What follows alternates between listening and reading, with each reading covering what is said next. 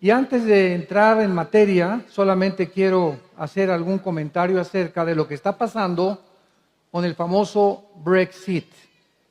O sea, Bre es en inglés Bretaña, exit, salida. Entonces, desde algún tiempo atrás, hace como 2 meses o 3 meses, principalmente, comenzó el pueblo a tratar de, ahora sí que ir en contra del gobierno de David Cameron, que era el primer ministro porque ya renunció, para tratar de independizarse de la Unión Europea. Y pues hicieron un referéndum y ganaron 52%. Entonces, hace 2 días, la Inglaterra, conocida como el Reino Unido porque une a Irlanda, a Gales, etcétera, etcétera, se salió de la Unión Europea. Y ha estado en estas últimas 48 horas principalmente un debate en los principales medios de comunicación. ¿Cuáles son las consecuencias principales económicas? Porque es en lo que se enfoca en todo el mundo.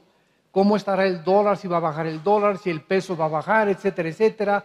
El euro, ¿cómo va a quedar? La libra esterlina va a estar dividida ahora. Inglaterra se consideraba la quinta economía del mundo y es el 7º socio económico de Estados Unidos. Entonces, Inglaterra tenía contratos de importaciones y de exportaciones con las demás naciones de la Unión Europea. Todo esto es porque vamos a entrar aquí en Daniel 11 y entra muy bien toda esta explicación. Entonces, todos estos contratos que tenía con la Unión Europea, con las naciones que todavía están en la Unión Europea, van a tener que ser renegociados. ¿Por qué? Porque ahorita ya no cuenta la Unión Europea con Inglaterra. Inglaterra al mismo tiempo va a quedar aislada. En otras palabras, la OTAN, que es la Organización de las Naciones del Atlántico del Norte, va a tener, ¿verdad?, que deshacerse completamente de Inglaterra. Inglaterra no va a tener la protección que tenía de las demás naciones. Y pues dice la Biblia, ¿verdad?, que cuando una persona encuentra un vacío, siempre alguien trata de llenarlo. Entonces, Estados Unidos acaba de declarar que Obama dijo que pues estaban reconociendo su independencia y que tenían el derecho de hacerlo, etcétera, etcétera. Y va a tardar posiblemente 1 año o 2 años en que Inglaterra se recupere económicamente, porque es la que más va a sufrir. Y la mayor parte de las personas que votaron, que fue el 52%, fueron de la clase media baja, que no sabían exactamente cuáles eran las consecuencias graves económicas que Inglaterra iba a tener. Independientemente de las consecuencias económicas, ¿qué cosa dice la Biblia o qué relevancia profética tiene este evento que ante nuestros ojos acaba de suceder? Esto es muy interesante. En 1957 se firmó el Tratado de Roma. ¿Qué significa esto? Que Jacques Delors, un francés, comenzó a sentir en su conciencia que Europa debería unificarse. Entonces, en 1957 se firma el Tratado de Roma y comienzan 2 o 3 naciones a juntarse hasta llegar a las 28 naciones que eran hace 3 días. Se fueron juntando poco a poquito, etcétera, etcétera. Turquía es la única que todavía no se adhiere. Turquía ahora sí que está como un puente entre el Medio Oriente y entre Europa. Y vamos a ver más adelante qué va a pasar con Turquía. Pero de acuerdo a todo este tratado, se juntaron 28 naciones y la Biblia dice, hace 2600 años, en el libro que estamos estudiando, en el libro de Daniel, en el capítulo 2, que antes de que Cristo regrese en la estatua que vimos de Nabucodonosor, ¿se recuerdan ustedes? En esta estatua que tuvo como sueño el rey Nabucodonosor, vio a una estatua gigantesca con la cabeza de oro, los brazos y el pecho de plata, el vientre de bronce y las 2 piernas de hierro y los dedos de los pies mezclados con hierro y con barro. Entonces el rey Nabucodonosor comenzó a buscar entre los brujos, le pidió su opinión a Walter Mercado y a los magos y a Nostradamus y a todos aquellos que dicen que tienen el conocimiento del futuro y ninguno le pudo explicar el significado. Entonces Daniel, que se encontraba en ese tiempo en el imperio babilónico, le comunicaron y él pidió permiso para que orara y pudiera Dios revelarle el misterio. Total que Dios le revela el misterio a Daniel y Daniel le explica al rey de Nabucodonosor y le dice: la cabeza de oro eres tú, el reino y el imperio de Babilonia. Después de ti vendrá otro reino inferior, por eso es la plata. La plata es inferior al oro, que eran los medos y los persas, tal como la historia lo certifica y lo confirma, señores historiadores que nos escuchan. Después de ti, dijo Daniel, vendrá otro reino inferior, que es el bronce, que fue Alejandro el Magno cuando los griegos derrotaron a los medos y a los persas. Y después de ese reino, dijo Daniel, vendrán otro reino que representado por las dos piernas, que será el más feroz de todos, y que fue, de acuerdo a la historia, el imperio romano. Entonces dice Daniel, estos 4 imperios van a ser sucedidos uno detrás del otro, pero vemos la degradación, primero es oro, plata, bronce y hierro. Vemos cómo van disminuyendo el valor de los imperios del mundo. Pero los 10 dedos de la estatua de Nabucodonosor eran una mezcla de hierro con barro. El barro siempre ha representado el Medio Oriente y el hierro, el Imperio Romano. Entonces, ahí en el capítulo 2 de Daniel, le dijo Daniel al rey Nabucodonosor, en los tiempos de estos reinos vendrá una piedra no cortada con mano, que es Jesucristo, Él es la roca, Él es la piedra angular, y pegará contra los dedos de los pies y se desmoronará la estatua. Entonces, de acuerdo a esta profecía, después del Imperio Romano iban a surgir una confederación de 10 naciones que provinieran del antiguo Imperio Romano. Y hasta 1957, que comenzó a formarse el Tratado de Roma para formar una Unión Europea, que antes fue la Comunidad Económica Europea, fue el primer nombre que le pusieron, comenzó Europa a reintegrarse, tal como la Biblia lo había profetizado hace 2650 años. Entonces, ahora vemos que este sueño de la reunificación de Europa comienza a desmoronarse, comienza a desmembrarse. ¿Por qué? Porque al salir Inglaterra, Francia, Holanda y Grecia ya quieren hacer referéndums también para salirse de la Unión Europea.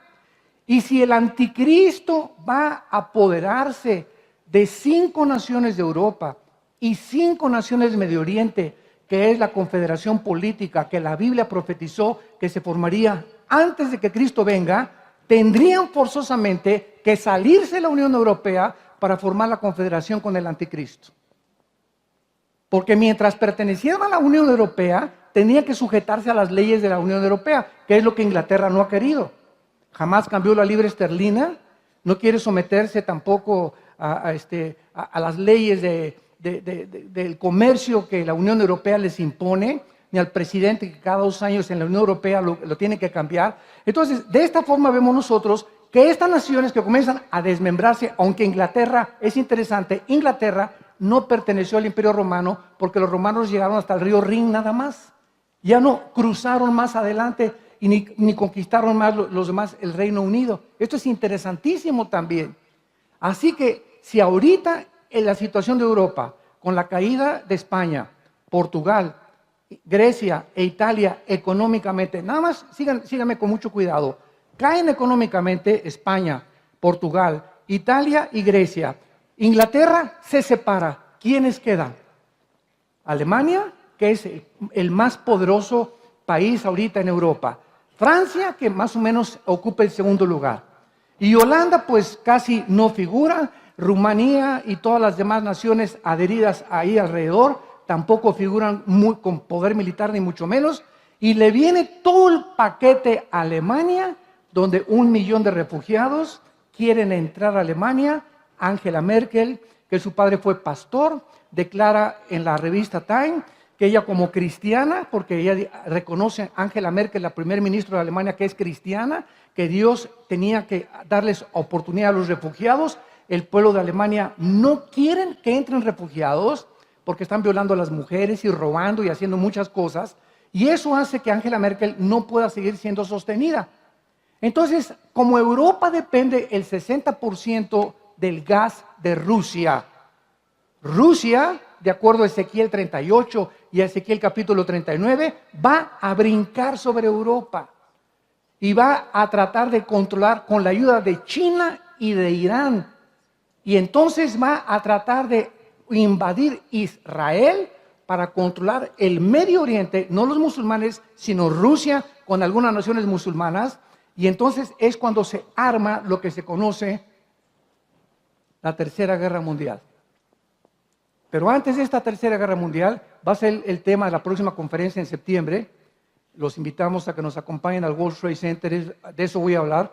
Si es qué tan cerca estamos de la Tercera Guerra Mundial. Antes de esta guerra va a haber dos guerras primero, la del Salmo 83 y otras guerras donde Siria va a tener que ser derrocada y donde va a tener que Rusia quitarle el apoyo a Siria, igual que Irán, que sostiene a Hezbollah, el grupo terrorista más fuerte después de ISIS.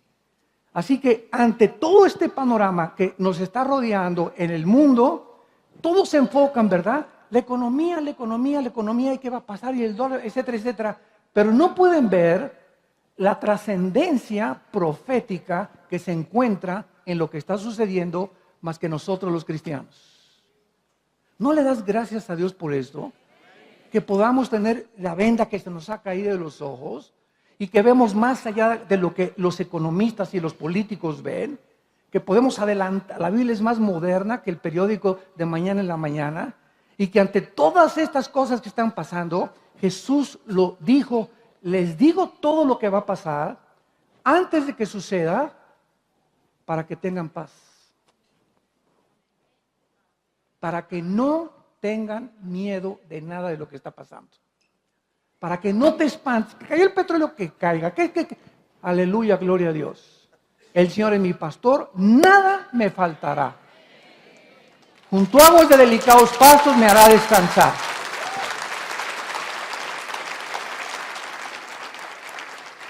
¿A quiénes son? A los que no les va a faltar.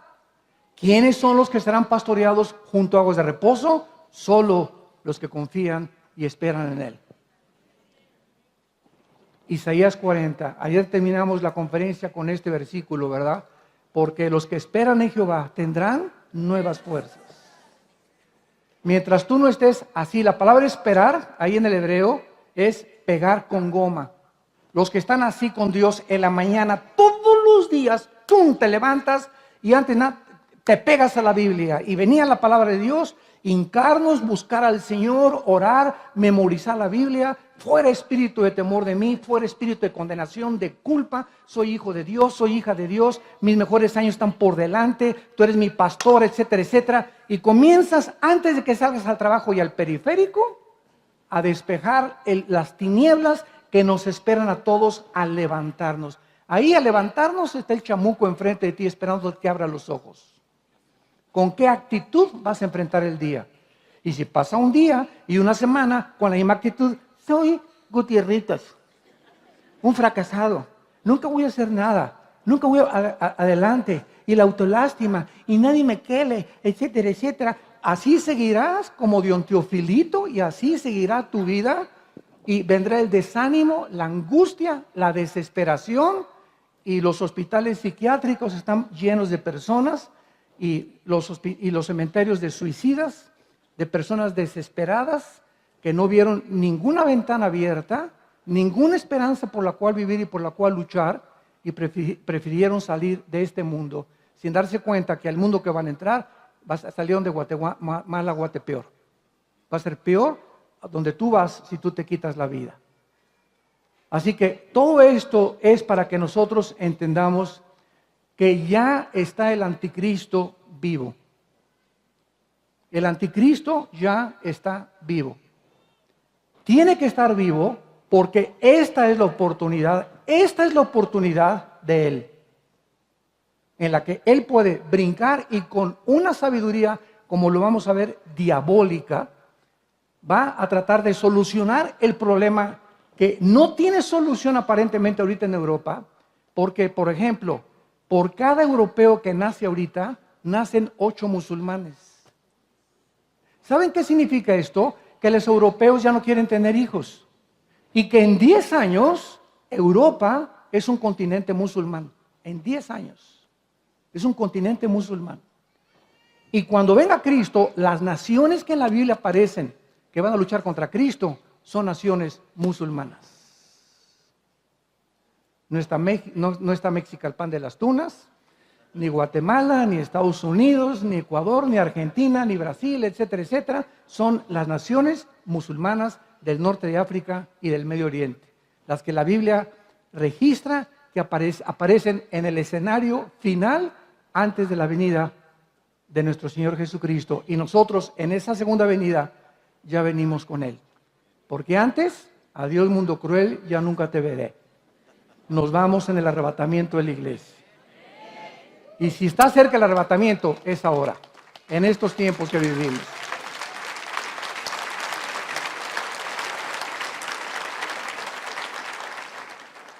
En Daniel 11, versículo 36 en adelante, iniciamos analizando el perfil del anticristo, de este último dictador mundial que seguro, ¿verdad?, que ya existe en alguna nación del mundo y que de acuerdo a la Biblia, el anticristo no puede surgir. Así que por favor, déjense de especulaciones, que va a ser el príncipe Felipe de España, a la Obama también le pusieron cara de anticristo, que el Papa, que David Cameron, etcétera, etcétera, que a lo mejor puede ser una mujer.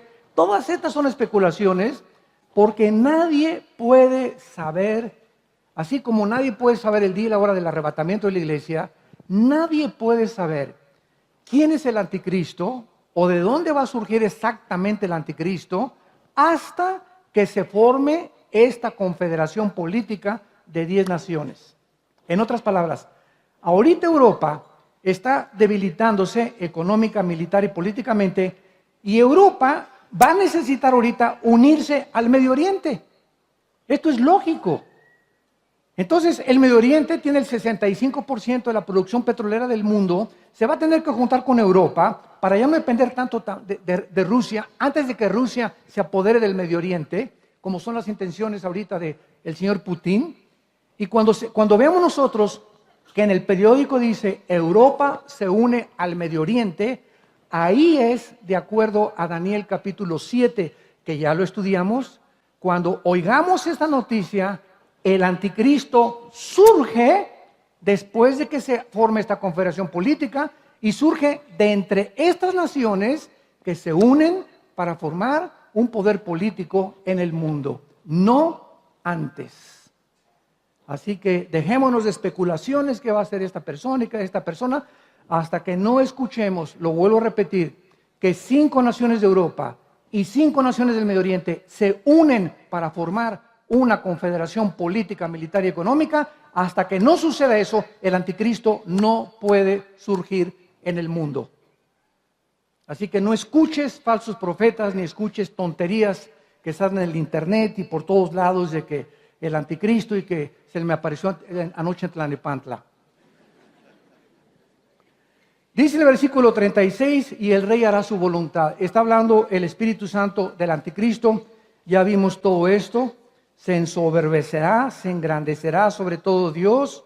Contra el Dios de los dioses hablará maravillas y prosperará hasta que sea consumada la ira. Vimos nosotros en la última clase de qué forma el rey hará su voluntad. Y esto es la razón por la cual el mundo se encuentra como se encuentra. Porque todos los que estén en el infierno, Dios son personas a quienes Dios les dirá: cuando tú estabas vivo, Pancho Pantera, me dijiste que tú no querías hacer mi voluntad. Entonces, tú escogiste tu voluntad y por eso estás en el infierno. Hágase tu voluntad, te dirá Dios. Y exactamente fue tu voluntad. Yo no tuve que meterme, yo no te mandé ahí. Yo mandé a mi hijo a morir por ti en una cruz. Tú decidiste rechazar mi voluntad, no someterte ni a mis leyes morales absolutas, ni a mi código moral de conducta. Quisiste tú hacer tu propio código de conducta y de moral, y yo, como te creé con la libre albedrío y con la característica más importante con la que he formado a los seres humanos, a diferencia de los animales, tú has determinado vivir eternamente en el lugar que tú escogiste. En la vida no te gustaban los cristianos, me perseguiste, hablaste de mí, te voy a dar gusto, vive la eternidad con los que tú querías juntarte, con la bola de chamucos que te van a acompañar. Tan sencillo como es, no nos compliquemos la vida.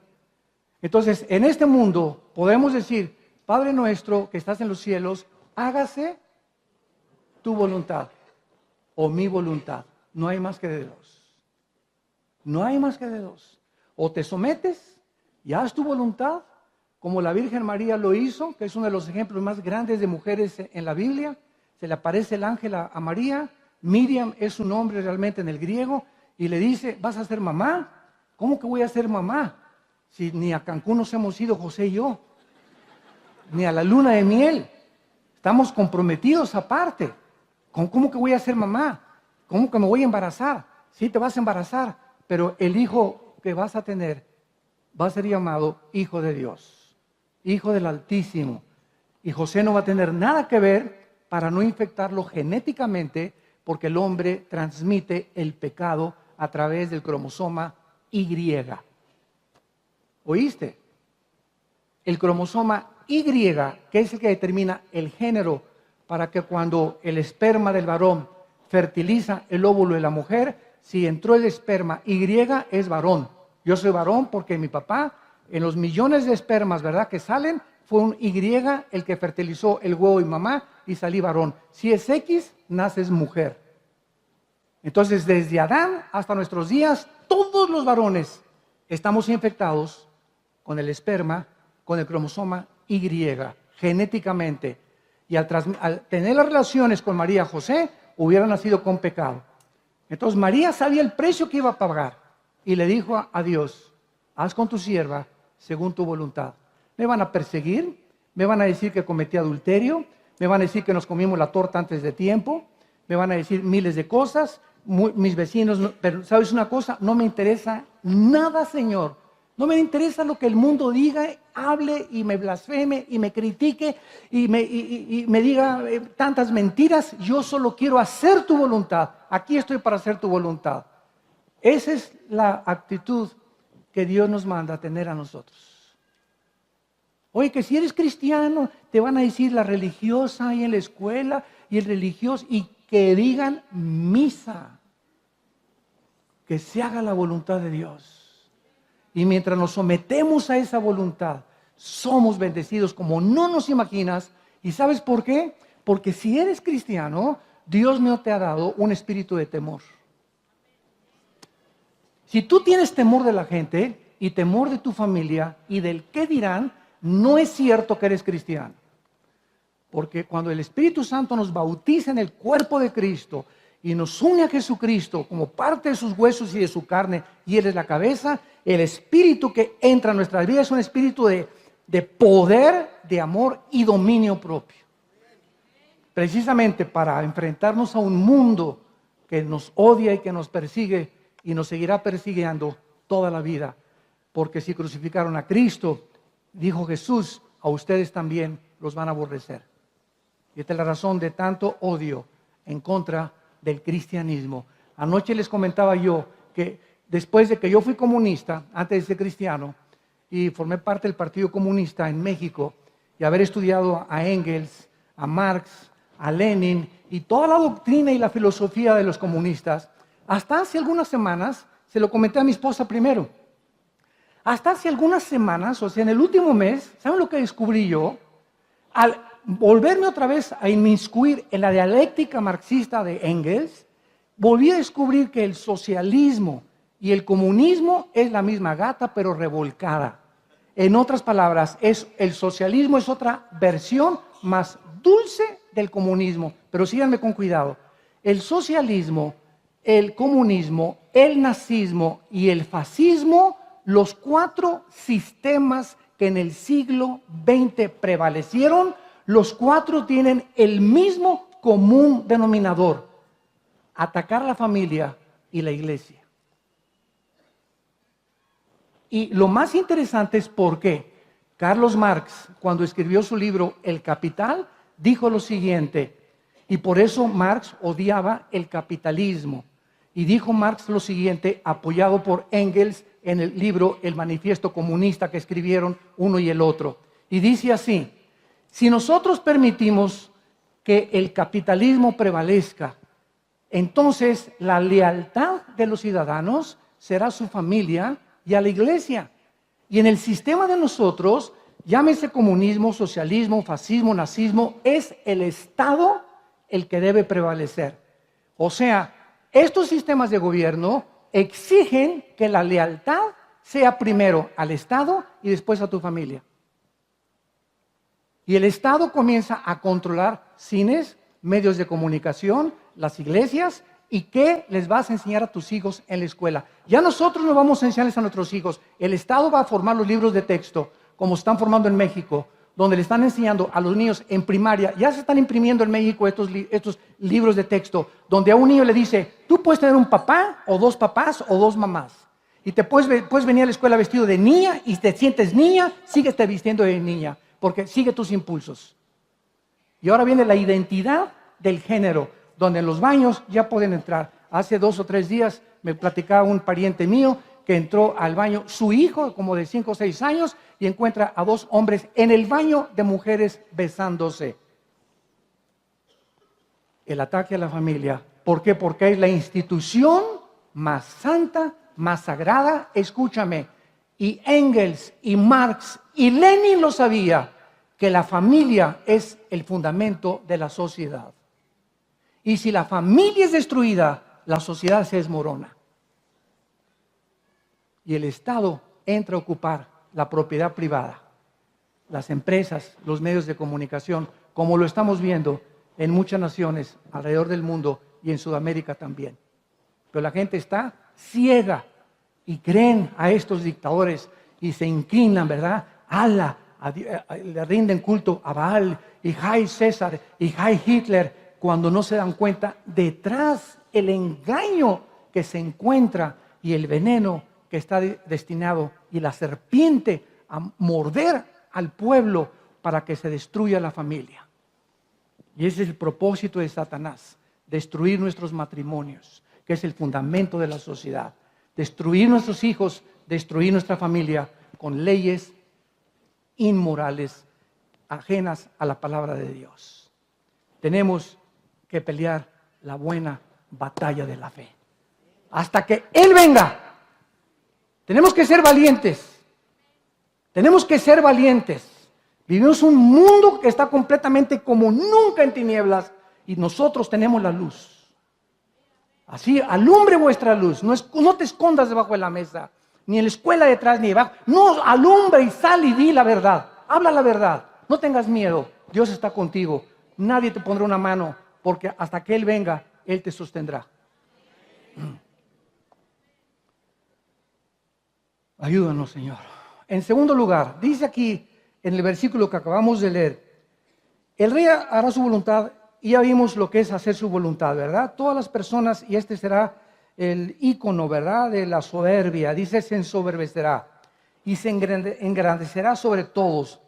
Sin embargo, es increíble que a pesar de que el anticristo va a tener este carácter donde va a ser el rey del yo-yo, o sea, todo va a girar a su alrededor, todo su ego va a ser como una torre de Babel, donde nada le interesa. Las personas que crecen bajo estas condiciones o estas características, sin que se den cuenta estas personas, una persona que comienza a desinteresarse por los demás, se comienza a deshumanizar. Sin que te des cuenta, comienzas a perder tus valores humanos. Porque Jesús dijo, el más grande entre ustedes es el que sirve a los demás. No el que busca los primeros lugares, ni el que busca reconocimiento, ni aplauso, ni popularidad, sino el que busca servir en todo lo que pueda, a los más humildes como a los más ricos, sin distinción de personas. En eso está la grandeza de acuerdo a Jesús. Entonces, cuando nosotros no entendemos que si usamos a la gente que nos rodea como objetos para satisfacer nuestros intereses, estamos deshumanizándonos. Nuestro carácter se comienza a desintegrar y comenzamos, sin darnos cuenta, a llegar a un punto donde te conviertes en un dictador en tu casa, dictador en tu oficina o dictadora en tu casa o en tu oficina. Y comenzamos ya a exigir derechos que no nos corresponden al violar los derechos de terceras personas. El anticristo eventualmente comenzará a deshacerse del sistema religioso para proclamarse como la única persona para adorar. Para que la filosofía del anticristo triunfe, para que este último sistema de gobierno mundial pueda abrirse paso entre todos los sistemas que han experimentado: socialismo, comunismo, nazismo, fascismo, materialismo, evolucionismo, pluralismo y todos los ismos, es necesario que la familia sea destruida. Es necesario que la familia sea destruida. Y lo estamos viendo en el 2016. Donde ya se está redefiniendo qué es el matrimonio. Por primera vez en la historia. Siempre había habido sodomitas, ¿verdad? Y homosexuales, desde Sodoma y Gomorra.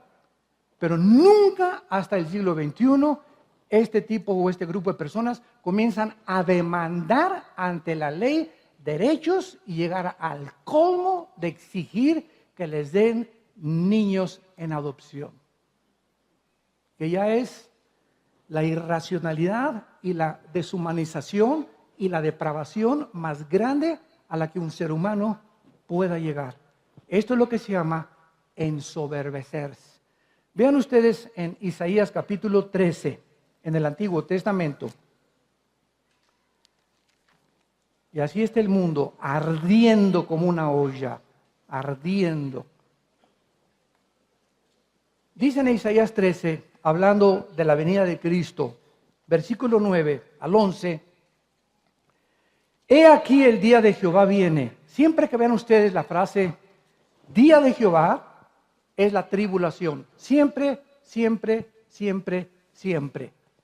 El día de Jehová o el día de Cristo también. Los 7 años de la tribulación, cuando Dios descarga la ira contra el mundo. He aquí el día de Jehová viene, terrible y de indignación, y ardor de ira, para convertir la tierra en soledad, y raer de ella a sus pecadores. Por lo cual, las estrellas de los cielos y sus luceros no darán su luz, el sol se oscurecerá al nacer y la luna no dará su resplandor. Versículo 11, y castigaré al mundo por su iniquidad o por su maldad, a los impíos por su iniquidad, y haré, vean ustedes, los pecados que sobresaltan de este versículo y que el Espíritu Santo menciona. Haré que cese la arrogancia de los soberbios y abatiré la altivez de los fuertes. En otras palabras, mientras más nos vamos acercando, más y más y más y más cerca a la segunda venida de Jesucristo, el ser humano más se ensoberbecerá.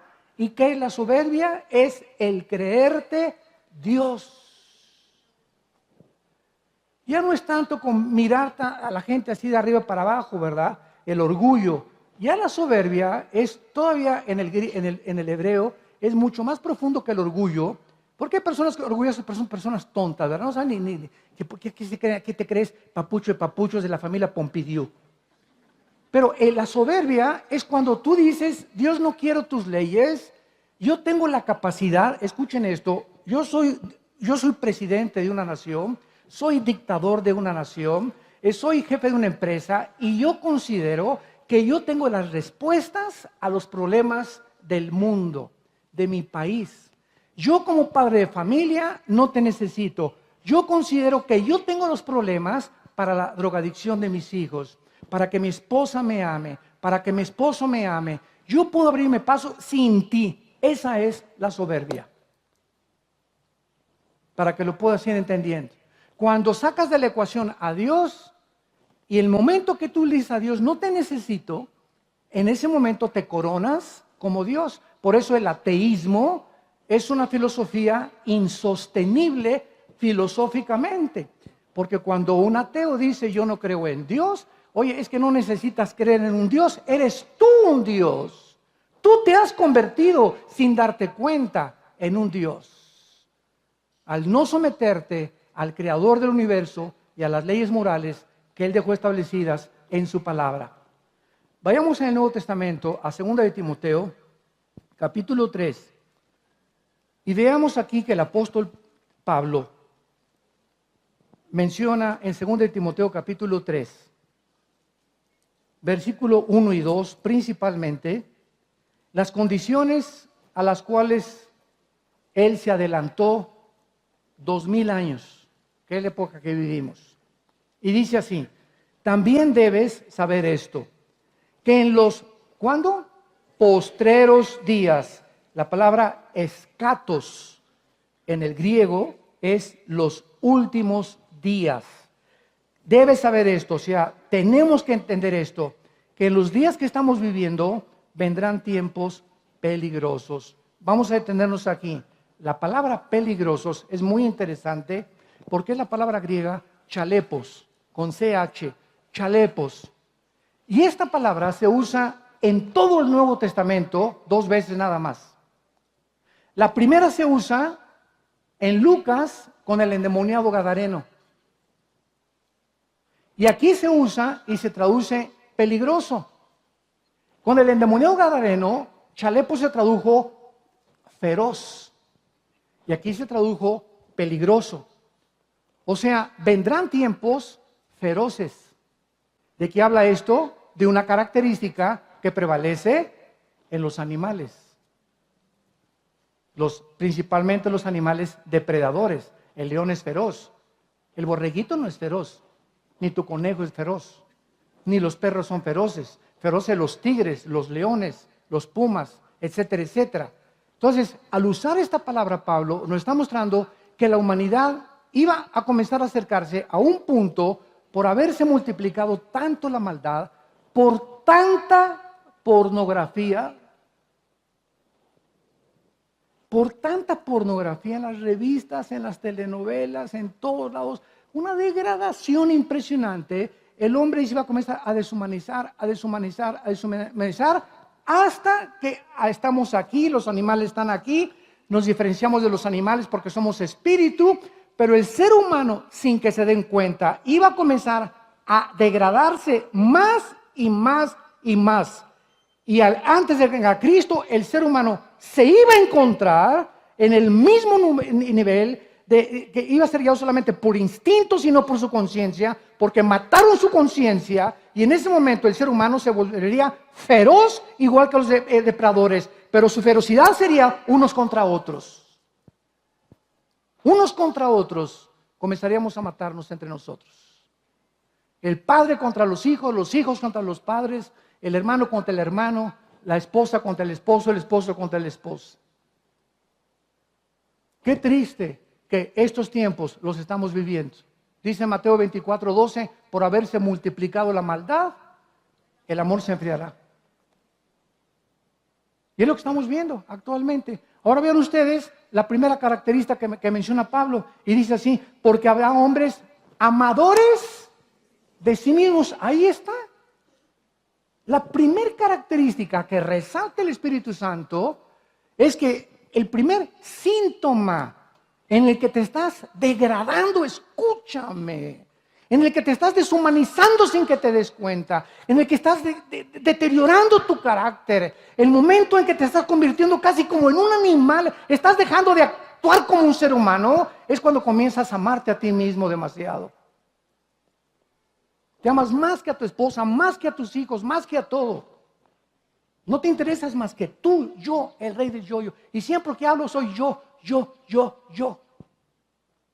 Y ese es el síntoma más grande del inicio de la degradación del ser humano.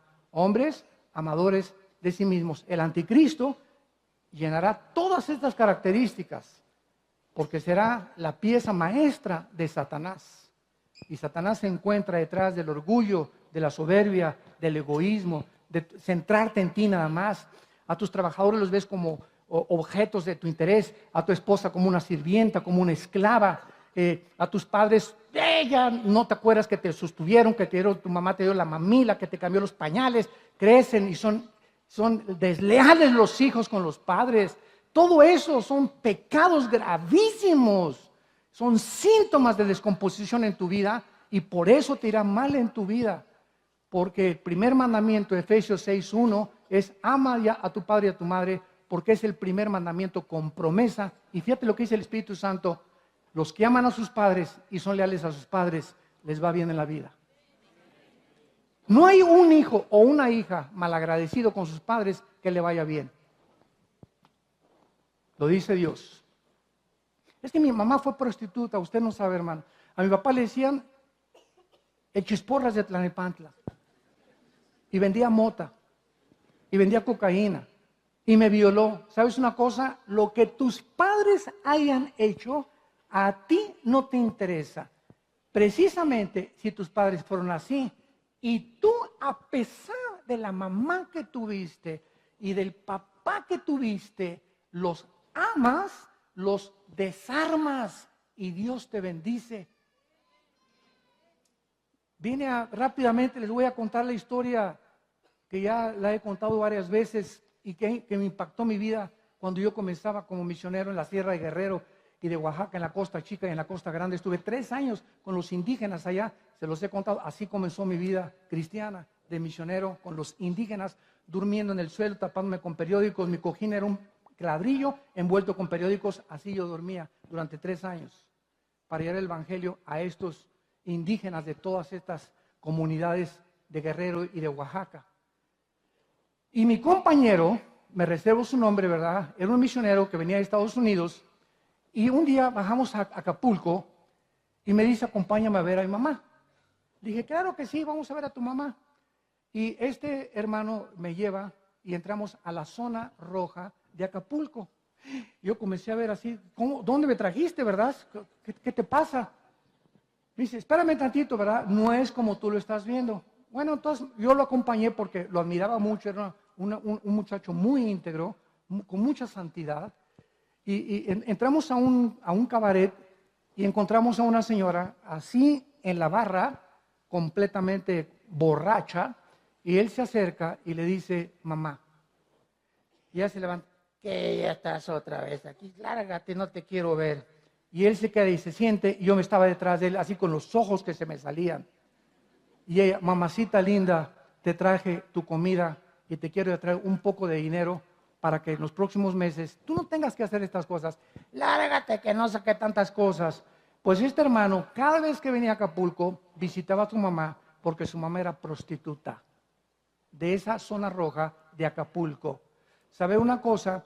Pasó el tiempo y esta madre, una vez la agarró en sus 5 sentidos, no pudo soportar el amor de su hijo.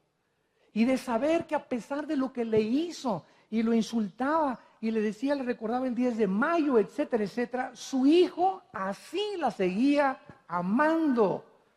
Y entonces esta mujer recibe a Cristo y ahora es misionera en Sudamérica. Ese es el amor de Dios.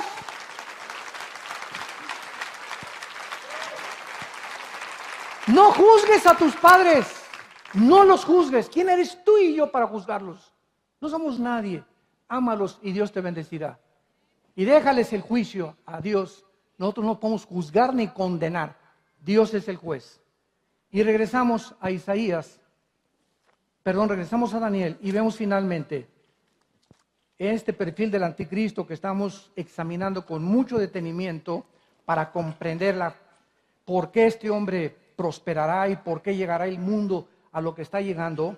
Dice el versículo 36, y el rey a su voluntad se ensoberbecerá, se engrandecerá sobre todo Dios, contra el Dios de los dioses hablará maravillas y prosperará. O sea, le irá bien en los proyectos que él inicie hasta que sea consumada, o sea, hasta que termine la tribulación o finalmente las copas, que van a ser los últimos 7 juicios, porque lo determinado se cumplirá. Esto es muy interesante porque esto lo vemos en reyes como Acab y Jezabel. ¿Saben una cosa? Hay gente mala que le va bien en la vida. ¿Sabían eso? Eso lo trata el libro de Eclesiastés. Cuando el rey Salomón examinó eso, se dio cuenta que hay justos que padecen como si fueran injustos. Y hay malos que parece que les va bien porque son buenos, y no es cierto. Es lo que los amigos de Job le achacaban. Tú estás así y te perdiste a tus hijos y tienes esta enfermedad porque hay pecado en tu vida. No siempre es así. Tengamos cuidado de juzgar. Ahora que hubo esta matazón, ¿verdad? Esta masacre en Orlando, nos bombardearon con correos. ¿Qué pensaba yo? Si era un juicio de Dios contra este grupo de muchachos que murieron, o qué cosa era, cómo lo explicaba yo. Yo nunca me podré atrever a decir que fue un juicio de Dios. Solo Dios sabe. Solo Dios sabe. Porque mueren justos muchas veces y muchos malos, ¿verdad? Etcétera, etcétera. Pero tratar de decir, esto es un juicio de Dios cada vez que algo va. El terremoto que es un juicio de Dios, tengamos cuidado con eso. Solo Dios sabe cuando Él juzga. Y si es de Dios, Él tendrá sus razones. Pero nosotros no podemos estar juzgando a la gente ni decir, te pasó esto porque te fue un juicio de Dios. No lo sabemos. Y chocaste ahorita porque fue un juicio de Dios. A lo mejor no era por eso. A lo mejor porque Dios quería enseñarle una lección mucho más grande. José le fue vendido por sus hermanos y le fue como en feria por el juicio de Dios. Al contrario, al acabar Génesis 50, José dice, ustedes buscaron un mal contra mí, me vendieron, me metieron a la cárcel, me pasó todo lo que me pasó porque era el plan de Dios para levantarme como gobernador de Egipto. Lo que ustedes usaron contra mí, Dios lo volvió para el bien. Y dice aquí en lo que estamos viendo que hay personas que van a prosperar y el anticristo va a prosperar. Todo esto llegará a su fin cuando la ira de Dios termine. Dios ha decretado que los últimos días de la humanidad serán de tribulación. Y quiero terminar con esto. ¿Por qué Dios tiene que derramar estos juicios? Ahorita lo vamos a entender ya más. ¿Por qué Dios ahorita la naturaleza se está volviendo contra nosotros? Tsunamis como nunca los había habido. Claro que siempre ha habido terremotos, pero nunca, de acuerdo al Instituto Sismológico de Boulder, Colorado, desde 1976 han aumentado más del 50% los terremotos en el mundo. ¿Por qué ahora llueve donde no debe llover? ¿Por qué las estaciones del año, verano, primavera, otoño, por qué están tan cambiantes? Ahorita en Dallas está a 100 grados la temperatura Fahrenheit, 100 grados. Y hay lugares, ¿verdad?, donde está 34 centígrados. En Tabasco creo que subió hasta 34, 36 grados esta semana. Entonces, algo está pasando en el mundo y siempre es Dios. ¿Por qué permite estas cosas? Y vamos a ver en Isaías 24. ¿Por qué?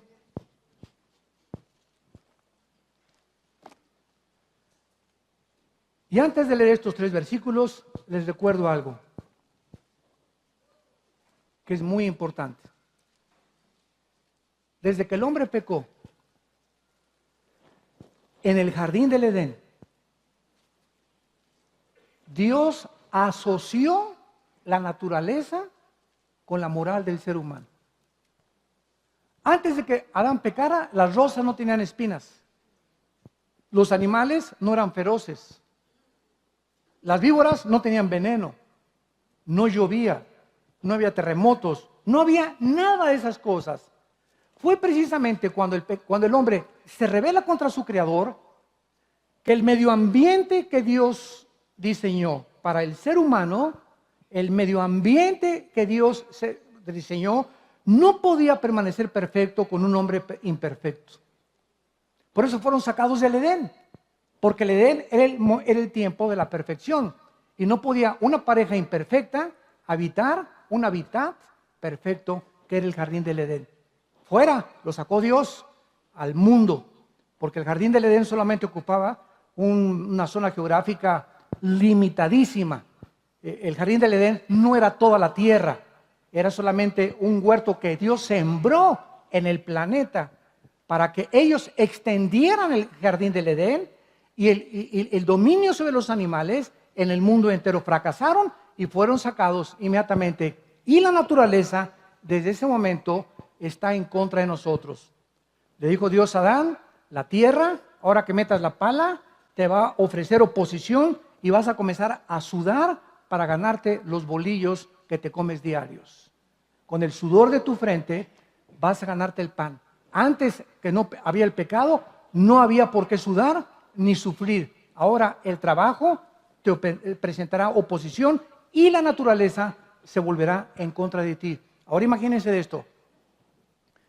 Si tomamos en cuenta el mundo como se encuentra ahorita, donde se está legislando por todos lados matrimonios gays, donde está desmembrando Europa, donde el Medio Oriente es una olla hirviendo, donde en Estados Unidos, nunca en la historia de Estados Unidos había habido las elecciones que están por celebrarse. Nunca, jamás la gente, el pueblo norteamericano había estado tan desorientado en toda la historia con los candidatos que les ofrecen ahorita para votar por ellos. Sudamérica continúa, ¿verdad? Hace 5 días, se juntó el secretario de la OEA, de la Organización de los Estados Americanos, Almagro, con todos los presidentes de Sudamérica para tratar de resolver el problema de Venezuela y para poder resolver el hambre que hay en Venezuela. No se llegó a ningún lado, casi lo apedrearon, casi lo insultaron. Bueno, por todos lados vemos nosotros una desarmonía y una confusión política, económica, donde parece que ya el ser humano perdió completamente la brújula. Y esta es la razón por la cual la Biblia dice en Mateo 24, adelantándose hace 2700 años al siglo XXI, estas palabras, versículo 4 en adelante. Mateo 24, 4, se destruyó, cayó la tierra, enfermó, cayó el mundo, enfermaron los altos pueblos de la tierra y la tierra se contaminó bajo sus moradores. Nos detenemos aquí. Qué interesante, los políticos ahorita están luchando la ecología y el medio ambiente, vamos al smog y vamos al doble no circula, esto y el otro, cuando somos nosotros, no los camiones. No los camiones, no es el mar. Nosotros hemos contaminado el mar, hemos contaminado el aire, hemos contaminado la comida. Nosotros somos los culpables de la contaminación que hay a nuestro alrededor. Ahorita el planeta Tierra está una pulmonía impresionante. Ahorita la Tierra ya nos quiere escupir, nos quiere sacar. La hemos contaminado nosotros y nos llamamos inteligentes. Y el siglo XX llegó a la luna y las computadoras y el internet y el chip y que dulce y que chocolate por aquí por allá. Y el mundo nunca se había encontrado en las condiciones en que nos encontramos ahorita. Qué increíble, ¿verdad? La soberbia humana, creyendo que podemos resolver los problemas. La tierra se contaminó bajo sus moradores y escuchen lo que dice, porque traspasaron las leyes. Número 1, Dios ha establecido leyes morales para vivir en ellas. Dios es el único legislador de la ley, no nosotros. Dios es el único que puede determinar qué es el bien y qué es el mal, no nosotros. Entonces, cuando transgredimos esas leyes morales establecidas por Dios en la Biblia, nos acarreamos las consecuencias. No nos lamentemos, pues.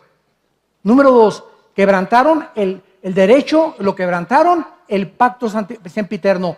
Por esta causa, la maldición consumió la tierra. Hemos pasado la línea de lo natural a lo antinatural ya. Nos estamos comportando ya como los animales, deshumanizándonos, desintegrando nuestro carácter, diciendo para ti lo que es bueno, para mí es malo, mis derechos, yo tengo esos derechos, no me importa transgredir los terceros tuyos, pero respeta los míos. Ya no sabe quién, la Academia de Psiquiatría en Los Ángeles, ya no han podido definir quién está loco y quién no está loco. A ese lado, ya no pueden determinar quién es una persona con insanidad mental y quién es una persona que está coherentemente sano y en sus 5 sentidos. Los mismos psiquiatras. porque se calcula que el 62% de los psiquiatras están más locos que un chivo. Ese es el mundo al que hemos llegado todos nosotros.